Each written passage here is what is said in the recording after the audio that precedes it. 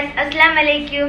എല്ലാവർക്കും നമസ്കാരം. ഹനാസുട്ടുള്ള ചാനലിലോട്ട് ഒരിക്കൽ കൂടി സ്വാഗതം. നിങ്ങൾക്ക് എന്റെ ഉമ്മ സർപ്രൈസ് എടുക്കാൻ വെച്ചിരിക്കണേ. നമുക്ക് നമ്മുടെ കിച്ചണിലോട്ട് പോവാം. ഹലോ, എല്ലാവർക്കും നമ്മുടെ കിച്ചണിലോട്ട് ഒരിക്കൽ കൂടി സ്വാഗതം. ഇന്ന് നമ്മൾ തയ്യാറാക്കാൻ പോകുന്നത് ഒരു അടിപൊളി ചെട്ടിനാടൻ സ്റ്റൈൽ ഞണ്ട് കറിയാണ് കേട്ടോ. അത് വളരെ ഈസിയാണ്, എന്നാൽ വളരെ ടേസ്റ്റിയാണ്.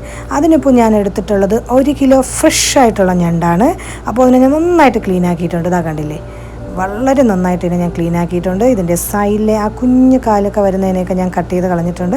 പിന്നെ ഞാനിത് മുഴുവനോടുകൂടിയ കറിയിലോട്ട് ആഡ് ചെയ്യുന്നത് കേട്ടോ. ഇനി നിങ്ങൾക്ക് വലിയ ഞണ്ടാണ് കിട്ടുന്നെങ്കിൽ അതിനെ 2ആയിട്ട് മുറിച്ചിട്ടോ. ഇതിന് ഞാനിപ്പോൾ വിനീഗറിലൊക്കെ ഇട്ട് നന്നായിട്ട് വാഷ് ചെയ്തെടുത്ത ഞണ്ടാണ്. ഇനി നമുക്കിതിന് വേണ്ടിയിട്ട് തേങ്ങ വറുക്കണം. അതിനാവശ്യമായ സാധനങ്ങൾ എന്തൊക്കെയാണെന്ന് നോക്കാം. ഒരു ചെറിയ തേങ്ങയുടെ പകുതി ഞാനിവിടെ എടുത്തിട്ടുണ്ട്. പിന്നെ ഒരു 4 പച്ചമുളക് ഞാൻ എടുത്തിട്ടുണ്ട്. പിന്നെ ചെറിയ ഉള്ളി വേണം കേട്ടോ. അതിന് ഞാൻ വലിയ പീസൊക്കെ ഞാൻ കുഞ്ഞായിട്ട് കട്ട് ചെയ്തിട്ടിട്ടുണ്ട്. പിന്നെ ഫ്രഷ് ആയിട്ടുള്ള കറിവേപ്പില വേണം.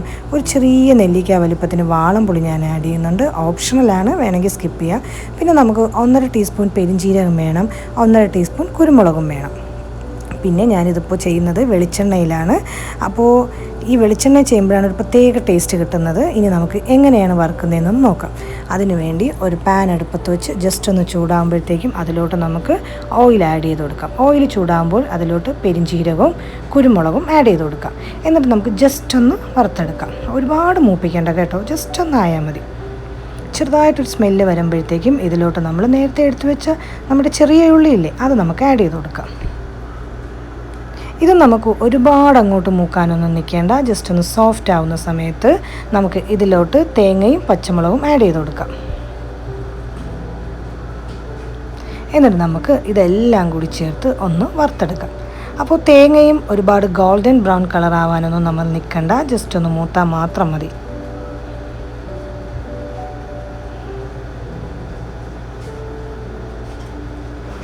ഇനി ഇതിലോട്ട് ഞാൻ കുറച്ച് നല്ല ഫ്രഷ് ആയിട്ടുള്ള കറിവേപ്പില ആഡ് ചെയ്യുന്നുണ്ട് കേട്ടോ.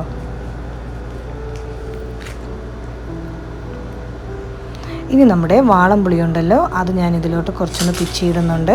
പിന്നെ ഇത് ഞാൻ പറഞ്ഞതൊക്കെ ഓപ്ഷണലാണ്, ചെറിയൊരു പുളിപ്പ് കിട്ടാൻ വേണ്ടി മാത്രമാണ്. എന്നിട്ട് ഇതെല്ലാം കൂടി ചേർത്ത് നമുക്കൊന്ന് ജസ്റ്റ് ഒന്ന് വറുത്തെടുക്കാം.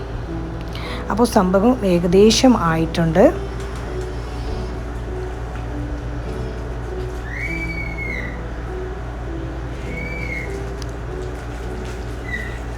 ഇനി നമുക്കിതിനെ ഒരു പ്ലേറ്റിലോട്ട് മാറ്റി ചൂടാറാൻ വേണ്ടി വെക്കാം.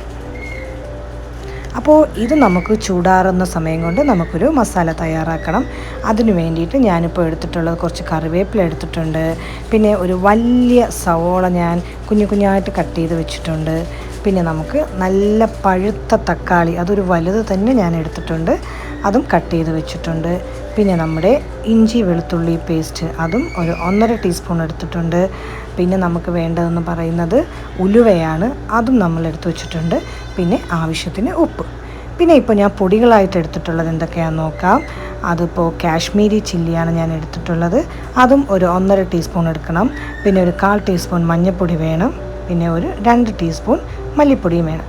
പിന്നെ എരിവൊക്കെ നിങ്ങൾക്ക് നിങ്ങളുടെ ഇഷ്ടമനുസരിച്ച് കൂട്ടുകയും കുറയ്ക്കുകയും ഒക്കെ ചെയ്യാം. ഇനി നമുക്കിതിലോട്ട് കുറച്ച് വെളിച്ചെണ്ണ ആഡ് ചെയ്ത് കൊടുക്കാം. ജസ്റ്റ് എണ്ണ ഒന്ന് ചൂടാകുമ്പോഴത്തേക്കും നമുക്ക് ഉലുവ ഇട്ട് കൊടുക്കാം. ഒരു 1/4 ടീസ്പൂൺ ഉലുവയാണ് ഞാൻ ഇടുന്നത്.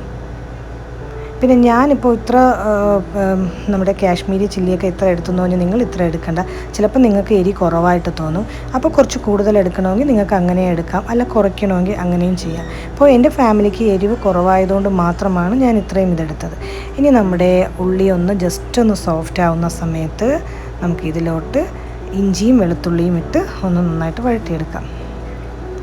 അപ്പോൾ ഏകദേശം ഒരു 2 മിനിറ്റ് വരെ ഇട്ട് വഴറ്റുമ്പോൾ തന്നെ ഈ ഇഞ്ചിയുടെയും വെളുത്തുള്ളിയുടെയും പച്ചമണം മാറിക്കിട്ടും. ആ സമയത്ത് നമുക്ക് ഇതിലോട്ട് ഒരു പഴുത്ത തക്കാളി ആഡ് ചെയ്ത് കൊടുത്ത് നന്നായിട്ട് വഴറ്റിയെടുക്കാം കേട്ടോ.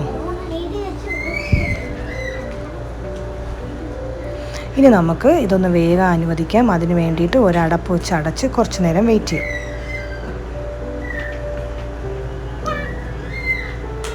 അപ്പോൾ ഇപ്പോൾ കുറച്ച് നേരം ആയിട്ടുണ്ട്, ഏകദേശം 1 മിനിറ്റ് ആയിട്ടുണ്ട്. എന്നിട്ട് നമുക്ക് അടുപ്പൊന്ന് തുറന്ന് ഇതിനെ ഒന്ന് നന്നായിട്ട് വഴറ്റി കൊടുക്കാം. അപ്പോൾ ഞാൻ വീഡിയോ ഒന്ന് സ്പീഡായിട്ട് എടുക്കുന്നതുകൊണ്ട് നിങ്ങൾക്ക് ഇങ്ങനെ കാണാൻ കഴിയുന്നത്. എല്ലാം അതിൻ്റെതായ ടൈം എടുത്ത് തന്നെയാണ് ചെയ്യുന്നത്. ഇതിലോട്ട് മഞ്ഞൾപ്പൊടിയും നമ്മുടെ എടുത്ത് വെച്ച മല്ലിപ്പൊടിയും പിന്നെ നമ്മുടെ കാശ്മീരി മുളക് പൊടിയും കൂടെ ആഡ് ചെയ്ത് നമുക്കൊന്ന് പച്ചമണം, ഈ പൊടികളുടെ പച്ചമണം മാറുന്നത് വരെ വഴറ്റിയെടുക്കാം.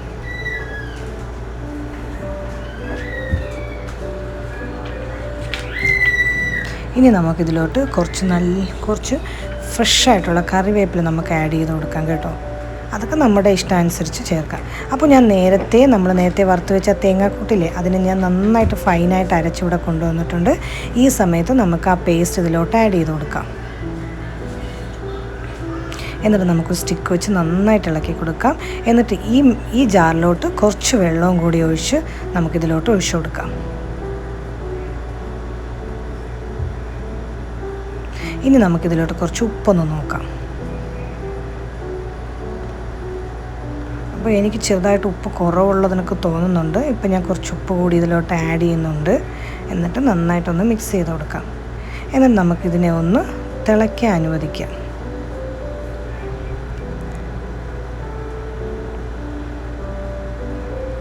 ഇത് വളരെ ടേസ്റ്റി ആയിട്ടുള്ളൊരു കറിയാണ് കേട്ടോ. അപ്പോൾ ഏകദേശം തിളച്ചിട്ടുണ്ട്. ഇനി നമുക്കിതിലോട്ട് നമ്മുടെ ഞണ്ട് ആഡ് ചെയ്ത് കൊടുക്കാം കേട്ടോ.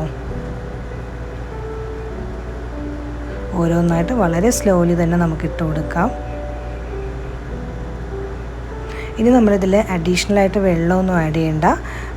ഏകദേശം നമ്മുടെ ഞണ്ടിൽ വെള്ളം ഉണ്ടാവും, ആ വെള്ളം ഇതിലോട്ട് ഇറങ്ങിക്കോളും.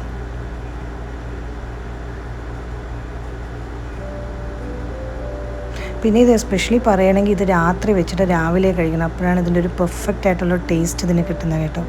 ഞാൻ നേരത്തെ പറഞ്ഞില്ല, എൻ്റെ കയ്യിൽ നിന്ന് ഞാൻ കട്ട് ചെയ്ത സമയത്ത് ഞണ്ടിൻ്റെ കാലൊക്കെ ഡ്രോപ്പായിന്ന്, ആ കാലൊക്കെയാണ് ഈ കാണുന്നത് കേട്ടോ. ഇനി നമ്മൾ സ്പൂൺ കൊണ്ടൊന്നും കുത്താനൊന്നും നിൽക്കണ്ട, ജസ്റ്റ് കൈ കൊണ്ടൊന്ന് കറക്കി കൊടുത്താൽ മാത്രം മതി. കണ്ടില്ലേ, നന്നായിട്ട് വന്നോളും. ഇനി നമുക്കിതിനെ ജസ്റ്റ് ഒന്ന് തീ കുറച്ച് വെച്ച് നമുക്ക് ഗ്ലാസ്സിലിട്ട് വെച്ച് അടച്ചു കൊടുക്കാം. ഇപ്പോൾ നമ്മുടെ കറിയൊക്കെ ഏകദേശം ഒന്നായിട്ടുണ്ട്. ഇതാ കണ്ടില്ലേ, നല്ല തിളച്ച് വന്നിട്ടുണ്ട്. ഇതിൽ ഞാൻ അഡീഷണൽ വെള്ളം ആഡ് ചെയ്തിട്ടില്ല, ഇത് ഞണ്ടിൽ നിന്ന് ഇറങ്ങിയ വെള്ളമാണ്. ഇനി ഇതിലോട്ട് ഞാൻ കുറച്ച് പച്ച കറിവേപ്പില, അതായത് നല്ല ടേസ്റ്റാണ് ഈ സമയത്ത് കുറച്ച് കറിവേപ്പില ആഡ് ചെയ്യുന്ന കൊടുക്കുന്നത് കേട്ടോ. അപ്പോൾ കറിവേപ്പിലയൊക്കെ ആഡ് ചെയ്തതിന് ശേഷം ഞാൻ ഗ്ലാസ്സിലിട്ട് വെച്ച് വീണ്ടും അടച്ചു വെച്ച് കുറച്ച് നേരം കൂടെ വേവിച്ച് വറ്റിച്ചെടുത്തതാണ്.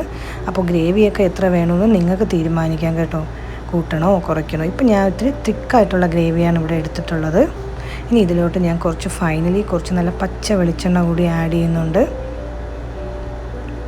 അപ്പോൾ നമ്മുടെ ഞണ്ട് കറി ഇവിടെ നല്ല സൂപ്പറായിട്ട് റെഡി ആയിട്ടുണ്ട്. ഇനി നമുക്കിതിനെ ഒരു സെർവിങ് പ്ലേറ്റിലോട്ട് മാറ്റാം. കണ്ടേ, മുഴുവനോടെ ഞാൻ ഇട്ടതുകൊണ്ടാണ് ഇത്രയും ഭംഗിയായിട്ട് വന്നത്. കണ്ടോ, ചെറിയ ഞണ്ടല്ലേ, അപ്പോൾ നമുക്ക് ഇങ്ങനെ ചെയ്യുന്നതല്ലേ കൂടുതലും നല്ലത്. അപ്പോൾ നിങ്ങൾക്ക് എല്ലാവർക്കും ഞാൻ വെച്ച ഈ ഞണ്ട് കറി ഇഷ്ടമായില്ലേ? അപ്പോൾ എല്ലാവരും ഇഷ്ടമായെങ്കിൽ തീർച്ചയായിട്ടും ഷെയർ ചെയ്യുക. പിന്നെ നിങ്ങൾ ഒറ്റ തവണയെങ്കിലും ഇതൊന്ന് ട്രൈ ചെയ്തിട്ട് ഞങ്ങളെ കമൻറ്റ് ബോക്സിലിടുക. ഇത് ഒരു റിക്വസ്റ്റാണ്. അപ്പോൾ നിങ്ങളുടെ സപ്പോർട്ട് ഉണ്ടെങ്കിൽ മാത്രമേ ഞങ്ങൾക്ക് ഇനിയും മുന്നോട്ട് പോകാൻ സാധിക്കുകയുള്ളൂ. അതുകൊണ്ട് പ്ലീസ് എല്ലാവരും സപ്പോർട്ട് ചെയ്യുക. പുതിയൊരു വീഡിയോ വരുന്നത് വരെ ബൈ.